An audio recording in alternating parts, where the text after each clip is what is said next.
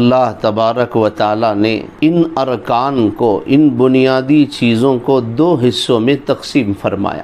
عبادات کی دو قسمیں بنائیں، ایک عبادات بدنیہ ہے اور دوسری عبادات مالیہ ہے۔ نماز، روزہ یہ عبادت بدنی ہے، زکوٰۃ اور حج یہ عبادات مالی ہے۔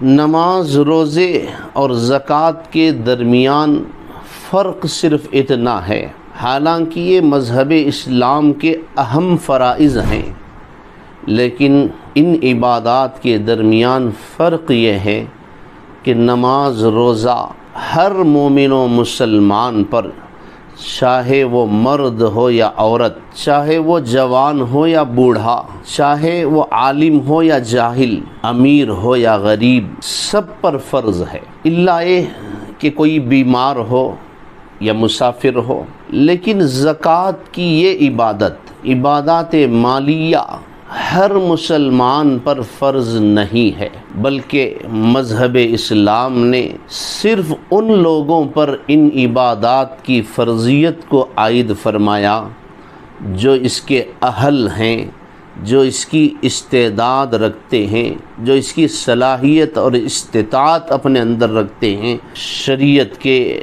نظر میں، مذہب اسلام کی نگاہ میں ان کو صاحب نصاب کہا جاتا ہے۔ یعنی زکوٰۃ اور حج کی یہ عبادت صرف امت کے مالداروں پر، امت کے صاحب حیثیت افراد پر فرض ہے، نماز روزے کے برخلاف۔ اب صاحب نصاب شریعت کی نگاہ میں، نظر میں اس بندے کو کہتے ہیں جس کے پاس 7.5 تولے سونا ہو۔ گرام کے اعتبار سے حضرات محدثین نے 87.5 گرام 87.5 گرام چاندی کی مقدار 52.5 تولے یعنی 612 گرام کم و بیش۔ جس بندے کے پاس اتنا سونا ہو یا اتنی چاندی ہو یا اس کی قیمت کے بقدر اس کے پاس پیسہ ہو، تو وہ بندہ اسلام کی نظر میں صاحب نصاب کہلاتا ہے۔ قرآن اور حدیث کی روشنی میں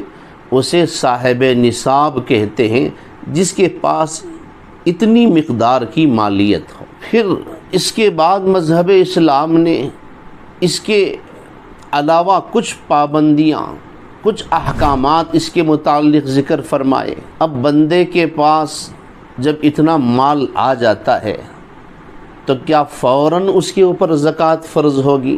یا جس کے پاس اتنا مال تو ہے لیکن اس کے ساتھ ساتھ اس کی ضروریات بھی ہیں یا وہ مقروض ہے، تو پھر کیا حکم دیتا ہے مذہب اسلام؟ قرآن اور حدیث کی روشنی میں حضرات مفسرین اور محدثین نے لکھا، جس بندے کے پاس 7.5 تولے سونا ہو، 52.5 تولے چاندی ہو اور اس کے ساتھ ساتھ وہ اس کی ضروریات سے خالی ہو، اس کی ضروریات مکمل ہونے کے بعد اتنا مال بچ رہا ہو، اور اتنا مال بچنے کے بعد اس پر 1 سال کا گزرنا شرط رکھا گیا۔ ایک تو صاحب نصاب ہونا ہے، اور وہ مال قرض اور ضروریات سے خالی ہونا ہے۔ تیسری چیز، اس پر 1 سال کا گزرنا شرط ہے۔ تو ایسا بندہ قرآن اور حدیث کی روشنی میں صاحب نصاب کہلاتا ہے، اور اس پر سال میں 1 مرتبہ زکوٰۃ فرض ہوتی ہے۔ اور زکوٰۃ کی جو فرضیت ہے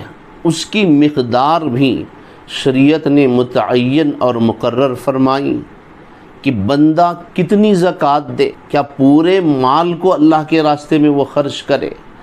شریعت اس کے تعلق سے کیا کہتی ہے؟ قرآن اور حدیث کی روشنی میں حضرات فقہا نے لکھا کہ جس بندے کے پاس اتنا مال ہو، قرض نہ ہو، اس کی ضروریات سے وہ مال بچا ہوا ہو، 1 سال کے گزرنے کے بعد 40واں حصہ شریعت اس پر مقرر کرتی ہے۔ 100 میں 40واں حصہ، مثال کے طور پر 100 روپیے میں 2.5 روپیے، 1000 روپیے میں 25 روپیے، اور 1 لاکھ روپیے میں 2500 روپیے، 1 کروڑ روپیے میں 2.5 لاکھ روپیے اس پر زکوٰۃ فرض ہوتی ہے، زکوٰۃ عائد ہوتی ہے۔ مذہب اسلام نے بندے کے کل مالیت پر کبھی زکوٰۃ کو فرض نہیں فرمایا۔